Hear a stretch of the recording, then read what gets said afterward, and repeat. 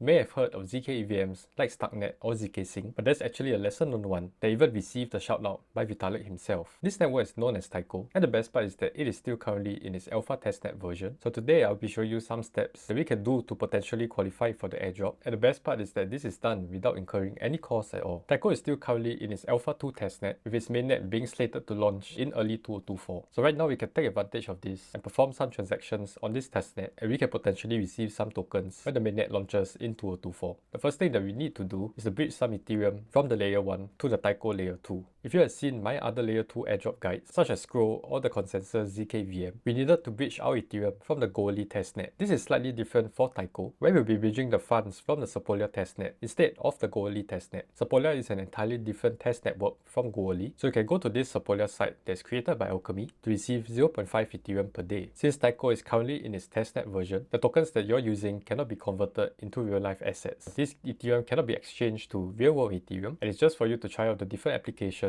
on the test network. Once you have Ethereum on the Sepolia network, we can now bridge this Ethereum over to the Taiko layer 2. There are actually two different tokens that we can claim and then bridge it over to the Taiko network as well. The first one is the BLL token, and we can click on the faucet button to mint 50 BLL tokens. This will also cost some Sepolia Ethereum that's used to pay for this transaction. We can do this transaction for the horse token as well, where you can click on faucet and this will mint 50 horse tokens. This will also require us to pay some gas fees to mint these tokens. Once we have claimed these tokens, we can now bridge our funds over to the Taiko network. The processing fee is rather expensive, and this will be on top of the gas fees that you need to pay as well. The good thing is that the gas fees are quite low, so the main bulk of the fees that you pay will be the processing fee, and you may want to make sure that you have enough Ethereum on the Sepolia testnet to be able to cover all of these costs. The processing fee for the BLL and horse tokens are actually more expensive compared to bridging Ethereum over to Taiko. This fee costs about 0.124 Ethereum, and we actually need to perform a token approval transaction first. You can find out more about token approvals in the video that I did, and I'll leave a link in the description below. After the token approval has been completed, you will then need to perform another transaction to bridge your funds over to Taiko. So it may take a while for your transaction to go through before you can finally receive your funds on the Taiko network. I performed a bridge transaction previously, so I already have 0.2 Ethereum. We can explore some of the other activities that we can do. You can go to the Showcase tab, and this will show you some of the decentralized applications that have already been deployed on Taiko. So the bridge was the one that we previously used, and now we can try out the swap platform. I think that this uses the Uniswap interface, and right now I can swap some Ethereum on Taiko to either the BLL or the horse token. This will be an example of a transaction that you can perform, and the gas fees can be quite high for making this swap transaction. Depending on the congestion of the network, it may take a while before your swap transaction goes through. Unlike the Scroll or consensus versions of Uniswap, it may be possible for you to add some liquidity to the pool because Taiko has included both of these tokens as well. Right now the network seems rather congested, so I may need to wait a while before I'm able to add the liquidity to this pool. Another application that you can try out is Orbital Finance. This is an Ethereum bridge, and you can transfer your tokens from the Ethereum mainnet to any of the other layer 2s or between two layer 2 networks. If you click on this link, it will redirect you to the platform that is on the mainnet, so you may notice that you can't access the Taiko network. What we are looking for is the testnet version of Orbital Finance, and it should have this URL. This allows us to transfer funds from the Goerli testnet to all of these other testnets of the other layer 2s, and you can see that Taiko is one of the options. We can bridge our Ethereum from Taiko to the Goerli testnet, or even the likes of the consensus ZK VM or the Scroll Alpha testnet. Other activities you may want to do with Taiko is to join their Discord channel or provide some feedback using this Google form. Taiko also has a mirror blog, and for each of these blog posts, there is a collect function that can be used to prove that you are an early adopter of the Taiko network. You'll be collecting this in the form of NFTs, and you may also need to pay some gas fees for this transaction. Taiko has set a cap of 500 NFTs that can be minted for every blog post, so you may just want to keep an eye on this, and if Taiko publishes any new blog posts, you may want to be part of the first 500 users that collects this blog entry. There are many other ZK VM networks that you can use and potentially qualify for the future token airdrop. My video here will show you one such strategy, so do check it out.